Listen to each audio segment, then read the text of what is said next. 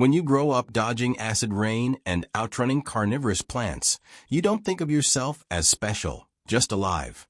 The statement hung in the air of the classroom like a thrown brick crashing against the preconceived notions of the gathered extraterrestrial students.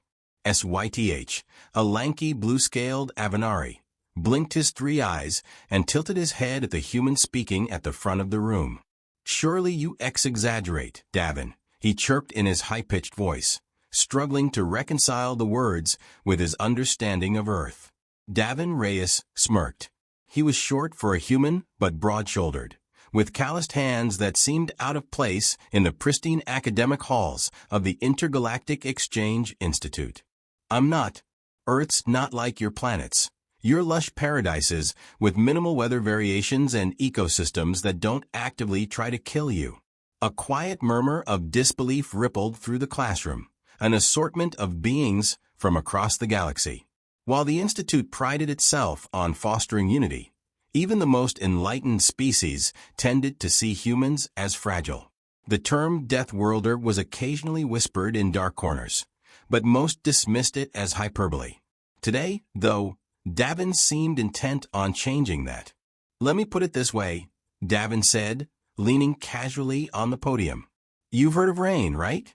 Water falling from the sky." A large furred creature, resembling a bipedal bear, Garnak of the Arashthal, snorted. "Of course. Our planets have gentle rains that nourish the land. Are you saying yours is different?" Davin chuckled. "Different doesn't even cover it. Sometimes it's gentle, sure, but other times it falls sideways at speeds fast enough to shatter glass. Or, as I mentioned, it's mixed with sulfuric acid because of industrial pollution. The fun part? It hurts like hell if you're caught in it unprepared." Another murmur ran through the room. Zinther raised a hand, his spindly fingers twitching. "Why not, as you would say, fix it? Surely this acid rain is an error in planetary management." Davin shrugged. "We've made progress, but Earth has history. We had to claw our way to modern civilization while competing with an environment that was hostile even before we started messing it up." Across the room, a stoic figure raised a hand. It was Carr, a Xenui whose chitus plates gleamed under the artificial light. "Hostile? Define hostile." Davin grinned, leaning forward. "Okay, picture this. Earth has plants that eat animals. I'm not talking about tiny bugs. I'm talking about plants big enough to trap birds, or even mammals. Ever heard of a Venus flytrap? It's like a cute, tiny version of what used to roam around in prehistoric times." Garnak raised a palm. "Prehistoric? As in before your kind developed intelligence?" "Exactly. Back then, Earth wasn't just dangerous. It was a nightmare. Megafauna that weighed as much as small spaceships, insects the size of your face, and oceans teeming with creatures that could crush bones without trying. Humans evolved by surviving all that." Zinther's 3 eyes blinked in unison. "But surely you don't still contend with such horrors?" Davin hesitated. He scratched the back of his neck as if deciding how much to reveal. "Most of the worst stuff is gone, but some of it? Yeah, we still deal with it. Take Australia, for example. You've got spiders the size of your head, jellyfish that can kill you with a sting so small you won't even feel it until it's too late, and kangaroos." "Kangaroos?" Garnak asked, perplexed. "What is dangerous about kangaroos?" Davin's grin widened. "Oh, they're cute until they start boxing. Their legs can disembowel a man. And let's not even get into drop bears." The room erupted into a mix of laughter and skepticism. Davin let them settle before continuing. "But seriously, it's not just the animals. Earth's weather alone could kill you.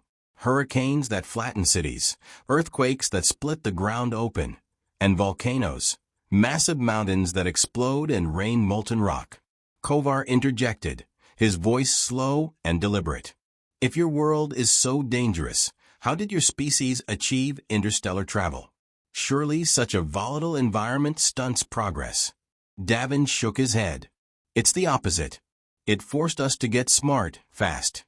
If you weren't resourceful, adaptable, and cooperative, you died. Simple as that. At that moment, a deep voice interrupted. It's not just about survival, though.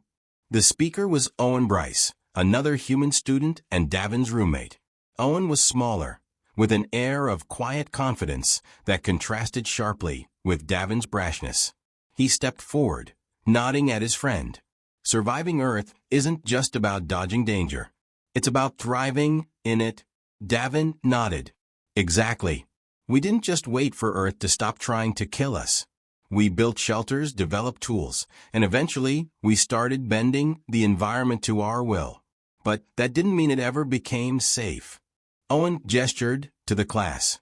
Take the Himalayas, tallest mountain range on Earth. Climbing them isn't just dangerous, it's deadly. Lack of oxygen, freezing temperatures, avalanches. But humans don't just avoid them, we climb them. We make it a sport. Kovar's mandibles clicked in astonishment. For what purpose? Owen shrugged. For the challenge. To prove we can. The other students walked away, talking in hushed tones about the day's events. For many of them, the exercise had been eye-opening, a visceral experience of how humans operated under duress. For others, it was confirmation of what they had always suspected. Humans were an anomaly, a species whose strengths and weaknesses were intertwined in ways they could barely understand. Davin and Owen lingered behind, watching the simulated storm dissipate into nothingness as the holodeck powered down. Davin wiped a streak of sweat from his brow, his usual grin tempered by exhaustion. Well, he said, clapping Owen on the shoulder, we didn't die. I'd call that a win. Owen chuckled, adjusting the straps of his gear. Yeah, and we didn't take the whole team down with us. That's a bonus. A voice from behind interrupted their banter. I still do not fully understand you, Zinther said, his spindly form casting a long shadow in the dim light of the holodeck. His 3 eyes blinked in unison, a gesture that seemed both curious and cautious. But I must admit, your methods are effective. Davin shrugged. That's Earth for you. You don't get a choice to be anything else. Either you make it work, or you don't make it at all. But why endure such hardship? Zinther pressed. Why not abandon such a world and seek comfort elsewhere? Surely the galaxy holds more suitable habitats for your kind. Owen crossed his arms, his expression contemplative. It's not about comfort, he said after a moment. It's about identity. Earth shaped us, for better or worse. Leaving it behind would be like forgetting who we are. Davin nodded in agreement. Besides, we're stubborn. Call it pride, call it stupidity, but we don't like giving up on things we care about. And Earth, it's worth fighting for. Zinther tilted his head, his fingers twitching in thought. Perhaps there is wisdom in your attachment. It is difficult for me to imagine. My own species thrives in harmony, and conflict is seen as a failure of the collective. Yet your chaos seems to fuel your growth. It is a paradox I will need time to consider. Take all the time you need, Davin said, flashing a grin. We're not going anywhere. As they left the holodeck, the buzz of conversation carried on around them. The simulation might have ended, but the impact of the humans' performance lingered in the air. For Davin and Owen, it was just another day, another challenge met and overcome. For their classmates, it was a glimpse into the resilience of a species forged by adversity. And for the galaxy at large, it was a reminder that sometimes the most unexpected allies came from the most unexpected places.